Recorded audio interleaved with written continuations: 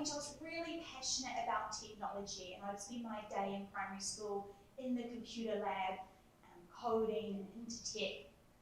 But what I found is as I started to get older, my passion for technology made me feel rather isolated. And I started to feel a little bit like the odd one out. In year 12, I was the only girl in my school's digital technology class. And later in year 13, I was the only girl in my advanced physics class. And I'd go to coding competitions and science competitions and regularly be one of 2-3 young women in the room. Also being someone almost always the only Pacifica person in the room.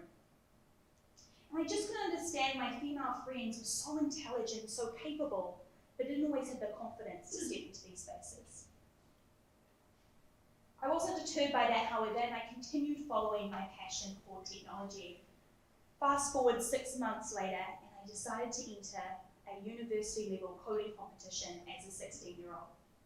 I prepped hard, studied hard, and after 2 full days of coding, I was delighted to be announced a winner. This was pretty exciting.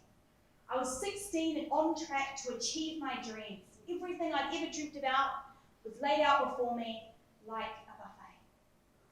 And I remember the next day, I walked into my tech class and my proud digital technology teacher announced the news to the boys in my class. Now I'm feeling pretty cool.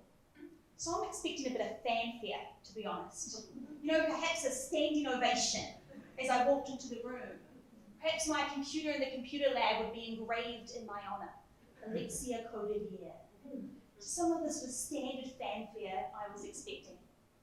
But instead I got a completely different reaction. You only won because you're a girl. They probably just wanted you for the promotional ads. I thought that was quite the compliment, actually. Girls' brains are smaller than boys' brains. It's been scientifically proven. And that's why they're not in tech. It's really all the way back in 2015. And I remember sitting there as a high school student, and this being a really defining moment for me. Because up until then, my passion for technology had always been a little bit about me and how I was going to have this glamorous, well-paid job in tech. But when this happened, I started to wonder, are there other young women like me sitting alone in classrooms across New Zealand, struggling to stay true to themselves and their ambitions? And they say injustice is a great place for resolve to take hold. Spurred by this feeling and the injustice of it, I started GirlBoss New Zealand at age 16, an organisation to encourage young women into science, technology, engineering, maths, leadership and entrepreneurship. It's been an incredible journey since then. We've now grown to over 13,500 members nationwide, and our programs are implemented in over 100 high schools.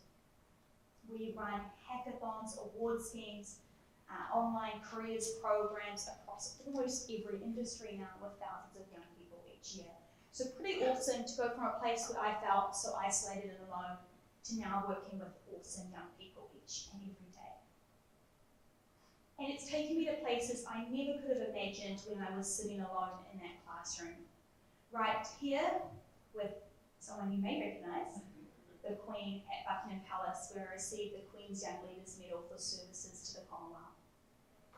And I received,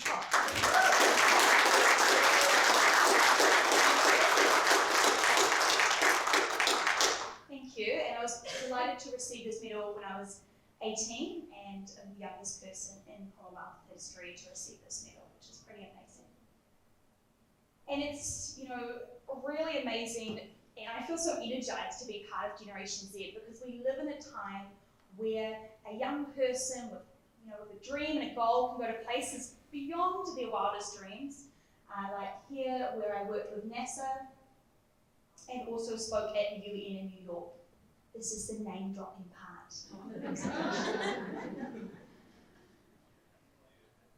And also as a Facebook leadership fellow working at Facebook, which was pretty cool.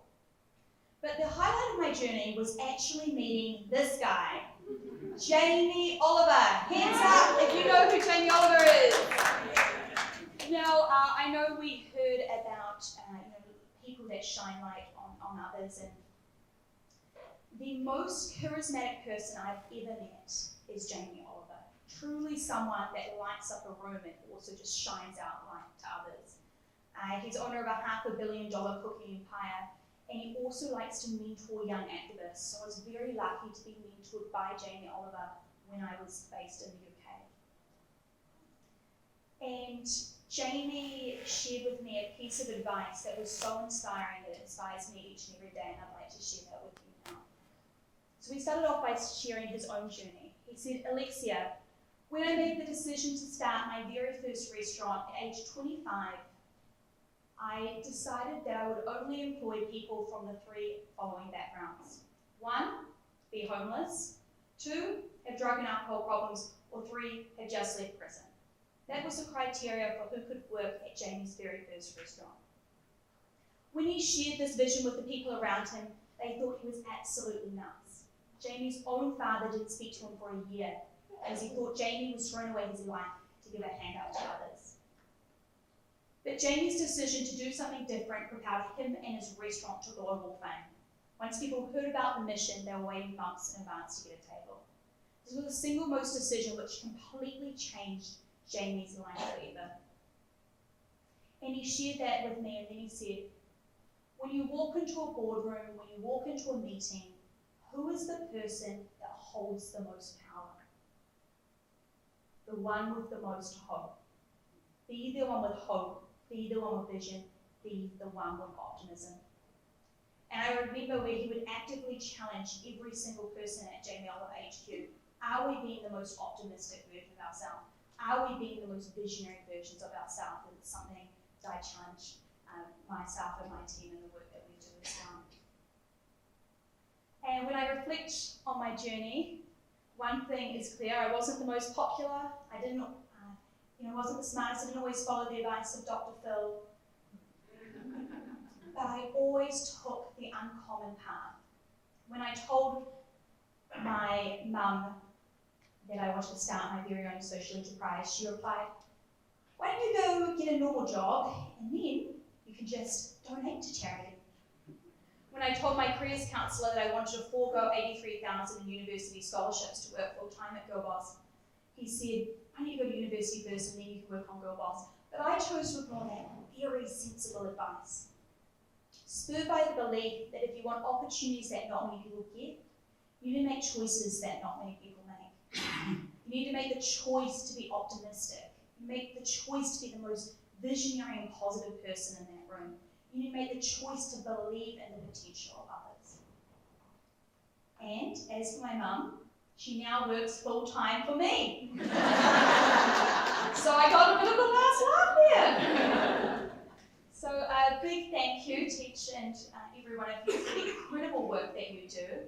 And I'm so excited to pass along to one of my next panelists. Thank you.